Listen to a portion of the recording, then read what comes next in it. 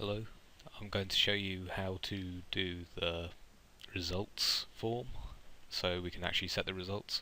So I've already set up all the four tables here and I've got two queries. I've basically gone ahead and set up this just as an example.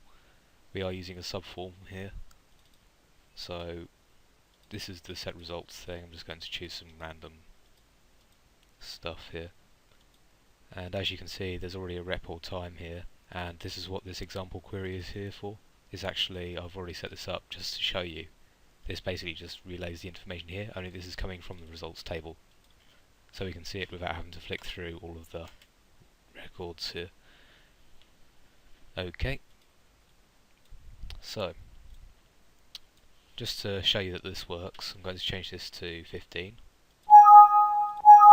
It's going to ask me to update a row, and in here you can say it's now 15. So I'm going to change that back, and it changes back. So the first thing we want to do is we're going to create a blank form, and we're going to place down 3 combo boxes, and these are going to relay to the test ID,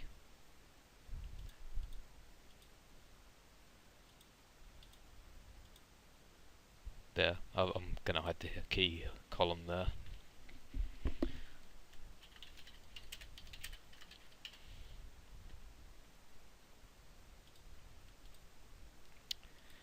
And again for the exercise.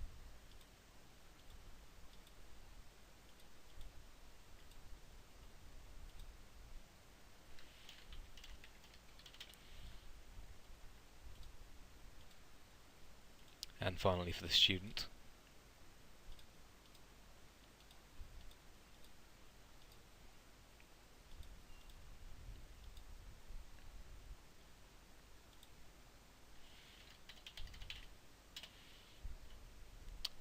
And I'm just going to quickly go into layout view, select these and order them. I'm going to save this and I'm going to call it set results test.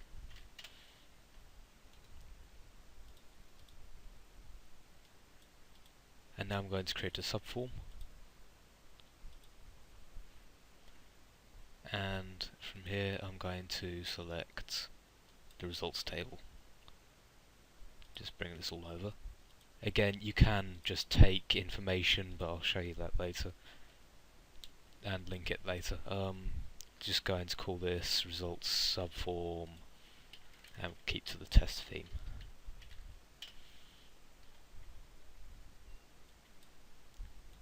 So now when we open this up, we'll have these. These don't actually do anything, but they just show any of the tests and the exercises, students, etc. And again, we've got this long list. Just going to expand this so we can actually see the reps without having to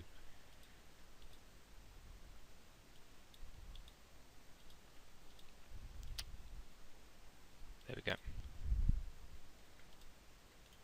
And now we need to make it so that the actual results actually use those.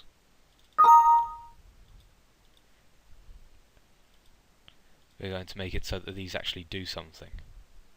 To do that, we're going to go into here, data, and we're going to do the similar thing to what we'd do in a normal form, only obviously seeing as a subform it's slightly different. So we're going to link these and say set results test, and here we've got combo 0, 2, 4. Let me actually get these names first so it's easier to see what we're doing.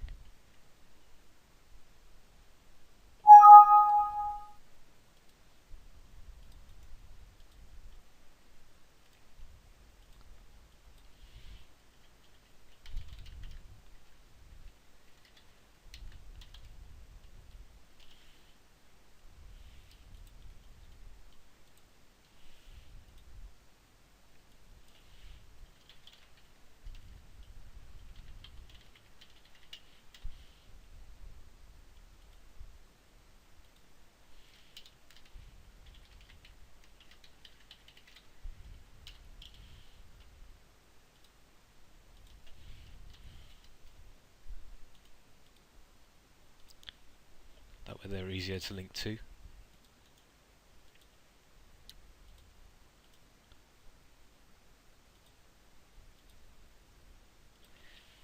So we're going to use these criteria. Wrong form.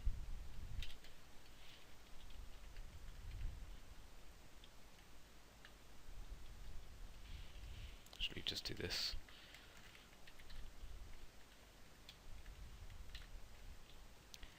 And just import these over. So what we're doing is we're taking,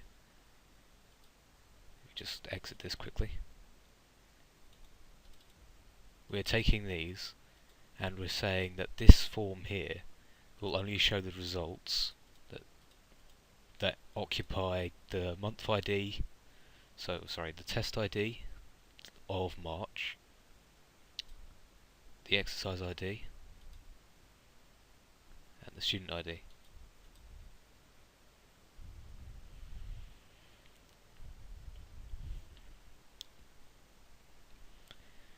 But the reason that didn't work here is because although we're actually linking these and these results do exist, the fact is this hasn't been updated, so we need to do a simple requery.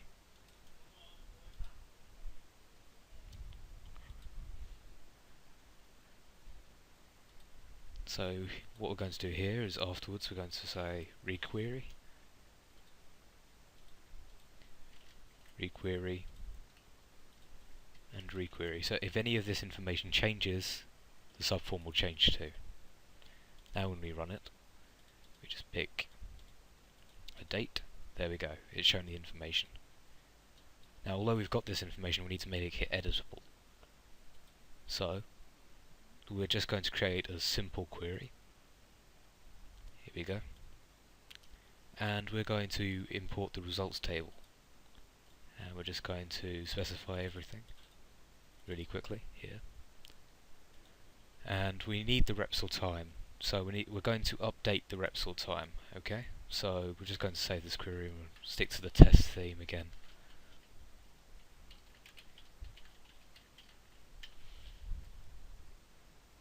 And update. And in the update too, we're going to do forms.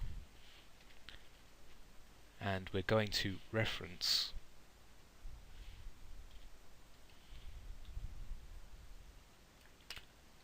the results subform, and in here we're going to do reps or time.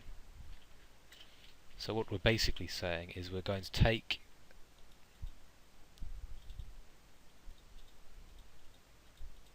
this information here and we're going to update it to whatever said information appears.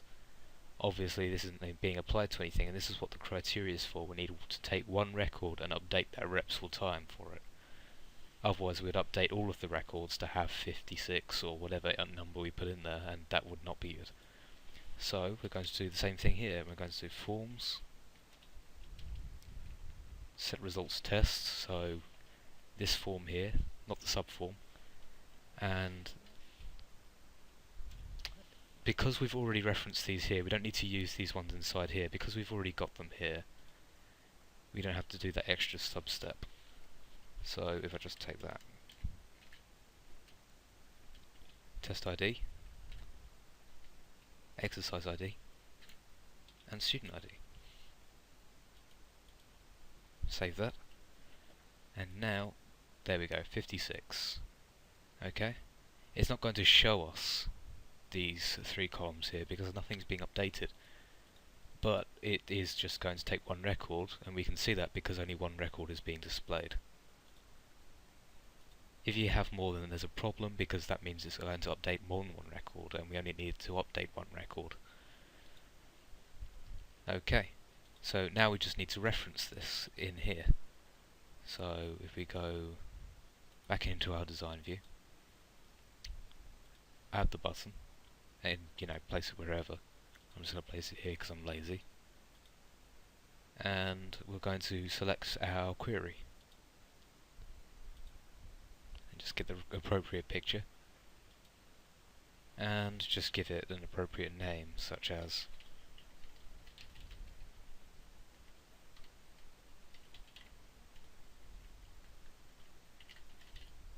that'll do.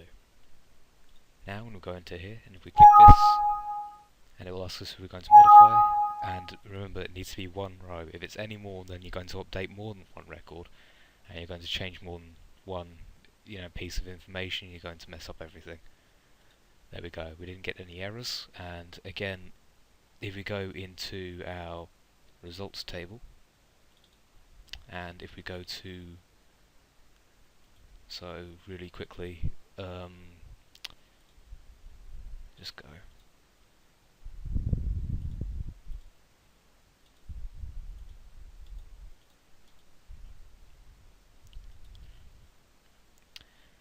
Right, NC001, BP007, and it's for test ID 2013_3. Is currently 56. Let's change this to 81.